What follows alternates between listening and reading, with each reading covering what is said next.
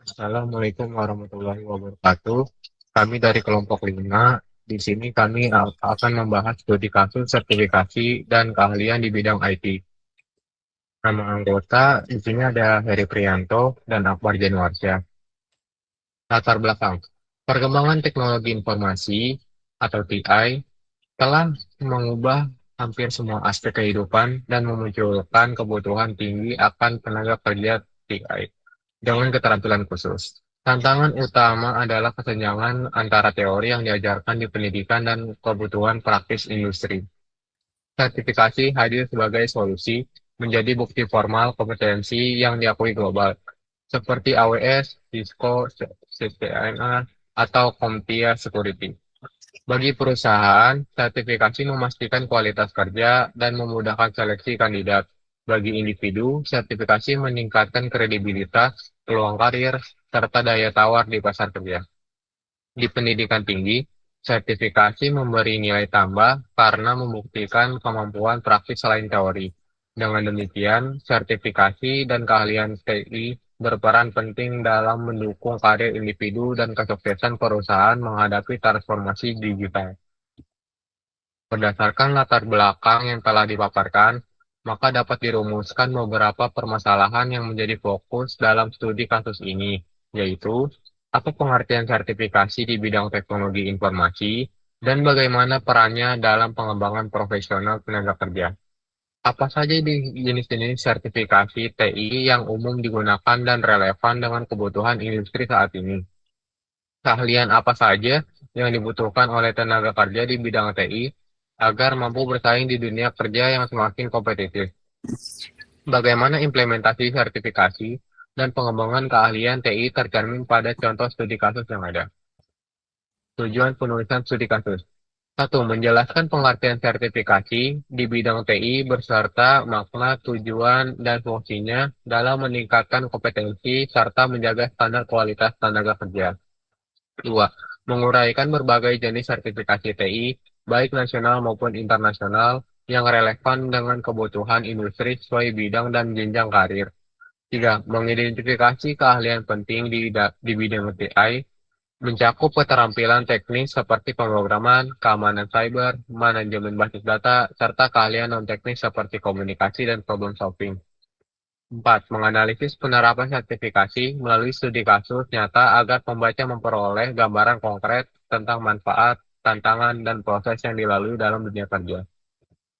Manfaat penulisan. Penulisan laporan studi kasus ini diharapkan dapat memberikan manfaat bagi berbagai pihak antara lain. Satu, memberikan pemahaman tentang pengertian dan fungsi sertifikasi di bidang TI sebagai peningkatan kompetensi dan pengakuan profesional. Dua, menyajikan informasi mengenai berbagai jenis sertifikasi TI yang relevan dengan bidang dan tujuan karir. 3. Mengidentifikasi keterampilan teknis maupun non-teknis yang perlu dikuasai untuk bersaing di dunia kerja TI. 4. Memberikan gambaran nyata penerapan sertifikasi melalui studi kasus, termasuk manfaat, proses, dan tantangannya. Definisi sertifikasi. Sertifikasi adalah proses penilaian oleh lembaga resmi atau vendor teknologi yang memberikan pengakuan formal terhadap kemampuan, pengetahuan, dan keterampilan seseorang dalam bidang tertentu. Sertifikasi menjadi bukti bahwa individu telah memenuhi standar kompetensi yang berlaku di industri. Menurut ISO 2015, sertifikasi merupakan pemberian pengakuan oleh pihak berwenang terhadap suatu produk, proses, sistem, atau individu yang telah memenuhi standar tertentu. Sementara itu, Laudon dan Laudon 2022 menyatakan bahwa sertifikasi IT adalah validasi resmi atas kemampuan teknis seseorang dalam menggunakan perangkat keras, perangkat lunak, atau teknologi sesuai standar industri. Berbeda dengan ijazah akademik, sertifikasi lebih menekankan pada keterampilan praktis yang langsung dibutuhkan di dunia kerja. Ciri utama sertifikasi antara lain, satu, diterbitkan oleh lembaga resmi atau vendor teknologi, misal AWS, Cisco, Microsoft, CompTIA, Google, dan lain-lain. 2. Berdasarkan ujian atau penilaian standar yang mengukur kemampuan teknis dan pemecahan masalah. 3. Berlaku dalam jangka waktu tertentu, 2 atau 3 tahun, dan perlu diperbarui. 4. Diakui secara nasional maupun internasional sebagai bukti kompetensi. Peran sertifikasi dalam dunia IT semakin penting karena menjembatani kesenjangan antara pendidikan akademik dan kebutuhan industri. Menjadi alat ukur objektif bagi perusahaan dalam menilai calon karyawannya, memberikan kepercayaan diri dan daya saing bagi individu di pasar kerja global. Dengan demikian, sertifikasi bukan sekadar dokumen pendukung, melainkan bagian penting dalam pengembangan profesional di bidang teknologi informasi. Kemudian jenis-jenis sertifikasi IT. Yang pertama, bidang jaringan dan infrastruktur. Contoh sertifikasinya ada CCNI, CCNP atau Cisco, ada CompTIA, Networkbus, Juniper, GNSIA atau GNSIP. Manfaatnya untuk membuktikan kemampuan merancang, mengelola, dan menjaga jaringan tetap aman dan efisien. Yang kedua ada bidang cloud computing. Contoh sertifikasinya ada AWS Solution Architect, Azure Solution Architect, Google Cloud Architect, dan VCP atau VMware. Manfaatnya validasi keahlian dalam mengelola layanan cloud yang aman, skala label, dan hemat biaya. Yang ketiga, bidang keamanan cyber. Contoh sertifikasinya ada CompTIA Security Plus, CEH, CISSP, CISM. Manfaatnya menunjukkan kemampuan melindungi sistem dan data dari ancaman cyber. Yang keempat, ada bidang pemrograman dan aplikasi. Contoh sertifikasinya ada OCJP atau Java, Microsoft Developer, atau Net atau Power Platform, ada Python Institute, dan AWS Developer. Manfaatnya bukti keahlian dalam membangun aplikasi dengan bahasa dan platform tertentu. Kemudian ada bidang data science dan AI. Contoh sertifikasinya ada Google Data Analyst, IBM Data Science, TensorFlow Developer, Azure AI Engineer. Manfaatnya mampu mengolah data dan menerapkan AI untuk mendukung keputusan bisnis. Kemudian ada bidang manajemen proyek IT. Contoh sertifikasinya ada PMP, Prince2, Scrum Master. Manfaatnya mengelola proyek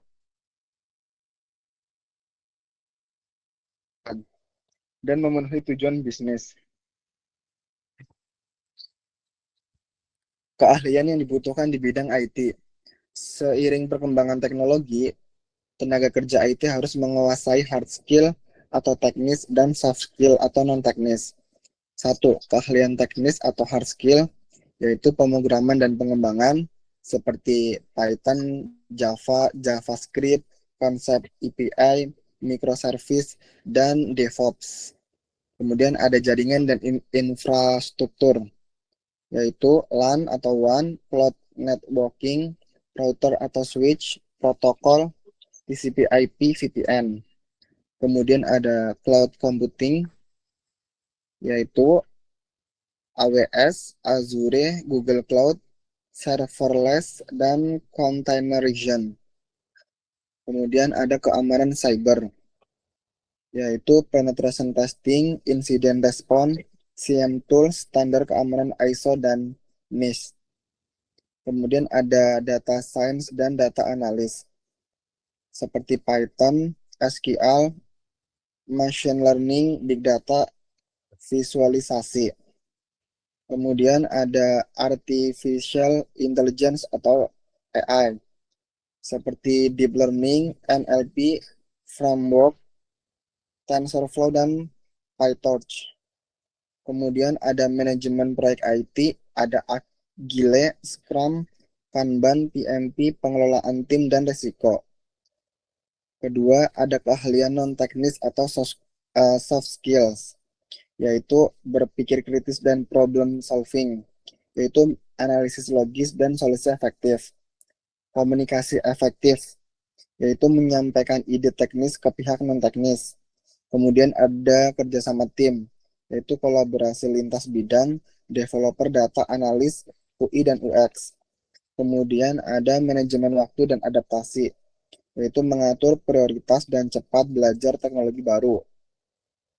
Terus ada etika profesional, yaitu menjaga integritas, keamanan, dan privasi data.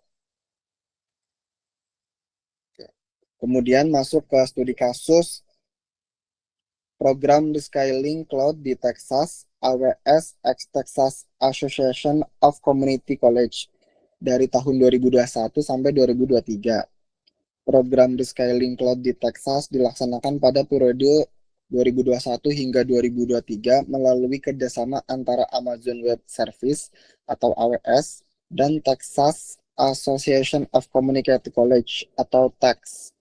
Program ini dirancang untuk menjawab kebutuhan tenaga kerja dengan keterampilan cloud yang meningkat pesat di negara bagian Texas, Amerika Serikat. Latar belakang.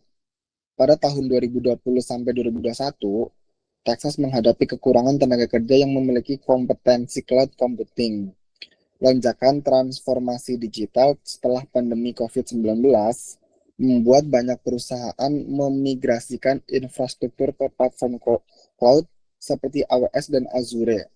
Namun, lulusan perguruan tinggi di Texas saat itu belum banyak yang menguasai teknologi cloud maupun memiliki sertifikasi vendor. Akibatnya, perusahaan kesulitan merekrut pekerja terampil. Pertumbuhan industri teknologi lokal terhambat dan kebutuhan rescaling serta upscaling tenaga kerja menjadi mendesak. Kronologi program. Pada Mei 2021, AWS dan TAX menandatangani kerjasama resmi untuk melaksanakan program rescaling. Program inti meliputi penyediaan kurikulum AWS Academy ke kampus-kampus, pelatihan infrastruktur lokal agar mampu mengajar materi cloud, serta memberikan voucher ujian sertifikasi AWS secara gratis atau bersubsidi. Sasaran utama program adalah melatih dan mensertifikasi 50.000 orang di Texas dengan keahlian Cloud AWS. Sepanjang 2021 sampai 2023, program dijalankan secara luas, diintegrasikan ke dalam mata kuliah reguler maupun pelatihan singkat di community college. Akhir tahun 2023 ditetapkan sebagai target waktu untuk mencapai jumlah peserta yang tersertifikasi. Hasilnya, program ini secara signifikan meningkat akses masyarakat Texas terhadap pendidikan cloud. Ribuan mahasiswa dan pekerja berhasil memperoleh sertifikasi AWS yang diakui industri, sehingga memperkuat daya saing mereka di pasar kerja. Selain itu, program ini membantu mengurangi kesenjangan antara kebutuhan industri cloud dengan ketersediaan tenaga kerja terampil, sekaligus mempercepat pertumbuhan industri teknologi lokal melalui SDM yang lebih siap menghadapi tantangan digital. Sumber diambil dari AWS Public Sector Blog, Texas launch statewide effort to upskill and reskill workforce with AWS. Berikut untuk linknya. Kemudian studi kasus yang kedua ada program cybersecurity UTAH, yaitu mengadopsi sertifikasi CompTIA Security Plus di tahun 2018 sampai 2020. Program cybersecurity UTAH dilaksanakan pada periode 2018 hingga 2020 di negara bagian Utah, Amerika Serikat. Program ini diinisiasi oleh pemerintah negara bagian sebagian respon terhadap meningkatnya ancaman keamanan cyber, termasuk serangan ransomware dan kebocoran data pada instansi pemerintah. Untuk mengatasi permasalahan ini, pemerintah Utah menetapkan sertifikasi CompTIA Security Plus sebagai standar dasar keterampilan keamanan cyber bagi pegawai di sektor publik. Latar belakang, Utah menghadapi peningkatan serangan cyber yang mengancam stabilitas layanan publik. Salah satu penyebabnya adalah banyak pegawai pemerintah yang belum memiliki standar keterampilan keamanan cyber yang seragam, serta kurangnya staf dengan keahlian teknis yang tersertifikasi melalui sertifikasi resmi. Pemerintah kemudian memutuskan untuk memperkuat kapasitas internal melalui program pelatihan dan sertifikasi berbasis standar industri internasional. Kronologi program. Pada tahun 2019, pemerintah utah mengidentifikasi kebutuhan mendesak untuk meningkatkan keterampilan keamanan cyber pegawai. Kemudian, pemerintah bermitra dengan penyedia pelatihan profesional untuk menyelenggarakan kursus dengan dan ujian sertifikasi CompTIA Security Plus. CompTIA Security Plus dipilih karena memiliki pengakuan internasional dan menekankan keterampilan praktis dalam keamanan cyber. Kemudian pegawai pemerintah serta staf TI di berbagai instansi dan lembaga pendidikan lokal mengikuti pelatihan intensif.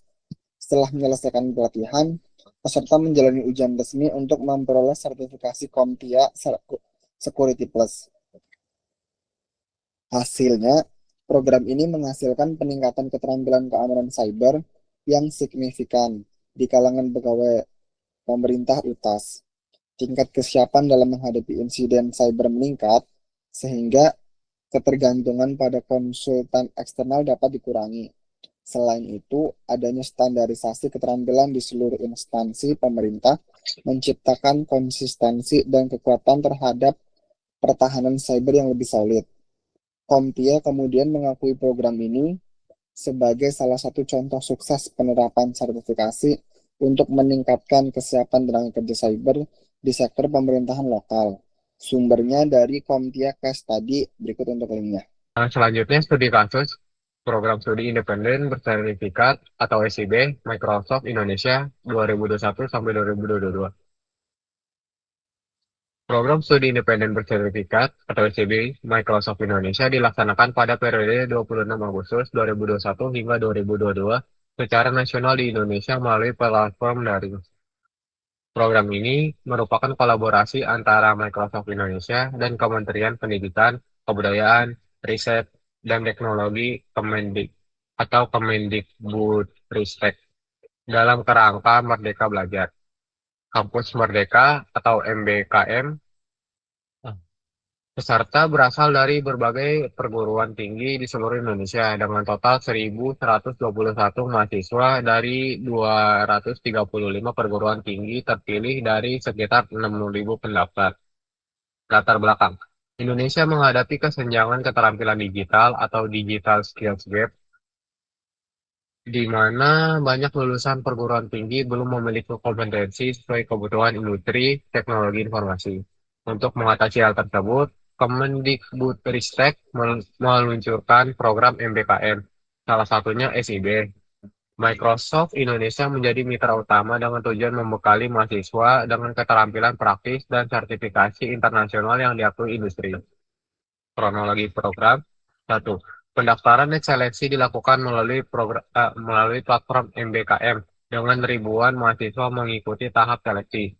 2.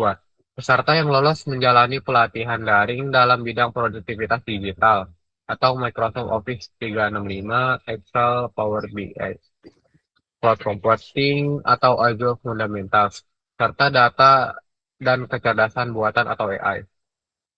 3. Peserta mengejar serta mengerjakan proyek nyata untuk mengaplikasikan keterampilan yang dipelajari. 4. Di akhir program, mahasiswa mengikuti ujian sertifikasi resmi Microsoft. 5. Peserta yang berhasil lulus memperoleh sertifikat internasional yang dapat dimanfaatkan untuk memperkuat CV dan profil profesional mereka. Hasil. Program ini berhasil meningkatkan keterampilan praktis ribuan mahasiswa di bidang cloud, data, dan AI, sekaligus memperkecil kesenjangan antara dunia pendidikan dengan kebutuhan industri. Sertifikasi internasional yang diperoleh memberi pengakuan global atas kompetensi mahasiswa serta meningkatkan daya saing mereka di pasar kerja. Selain itu, program ini mendukung percepatan transformasi digital nasional dengan menyiapkan sumber daya manusia yang lebih kompeten dan siap menghadapi tantangan dunia kerja modern. Sumber HTTP News Microsoft. Ikut link ini, guys. Kesimpulan, sertifikasi IT adalah pengakuan resmi atas kompetensi individu. Sertifikasi menunjukkan kemampuan yang terstandarisasi dan diakui industri, baik nasional maupun internasional. Hal ini memberi nilai tambah dalam proses rekrutmen serta peluang pengembangan karir. Perkembangan teknologi menuntut keterampilan yang terus diperbarui. Revolusi industri 4.0. Dengan hadirnya cloud, big data, AI, dan cyber security membuat tenaga kerja IT harus terus belajar.